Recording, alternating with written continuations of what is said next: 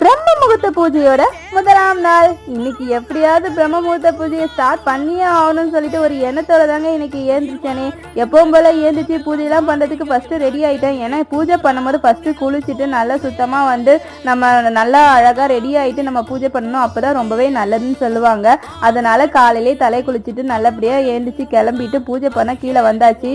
அதுக்கப்புறம் பூஜை பண்றதுக்கு எப்பவும் போல நான் ஒரு தட்டுல 5 அகல் விளக்கு வச்சு விளக்கு ஏற்றுவேன். இந்த விளக்கு எனக்கு கிஃப்ட் ஆகுறதுனால சரி பிராஸ் விளக்குல ஏற்றலாம்னு சொல்லிட்டு ஏற்றினேன். ஆனால் எப்போவுமே அகல் விளக்குல ஏற்றுலதான் நிறைய நன்மை இருக்குன்னு சொல்லுவாங்க. இன்னைக்கு அகல் விளக்குல ஏற்ற முடியல, இருந்தாலும் ஃபியூச்சர்ல ஏற்றணும்னு சொல்லிட்டு நல்லபடியாக இன்னைக்கு பூஜையை பண்ணி முடிச்சுட்டு பிரசாதமாக ஆப்பிள் வச்சு சாமி கும்பிட்டேன். இன்னைக்கு ரொம்ப நாள் கழிச்சு கந்த சஷ்டி கவசமும் பாடி முடிச்சா ரொம்பவே ஹாப்பியான ஒரு டேவா எனக்கு இன்னைக்கு போச்சு. ஆறுமுகம் அருளிடும் அனுதினமும் ஏறுமுகம். வீடியோ பிடிச்சிருந்தா லைக் பண்ணுங்க, மறக்காம சப்ஸ்கிரைப் பண்ணுங்க. நெக்ஸ்ட் வீடியோ பார்க்கலாம். பை பை மை டியர் சலா குட்டீஸ், பை.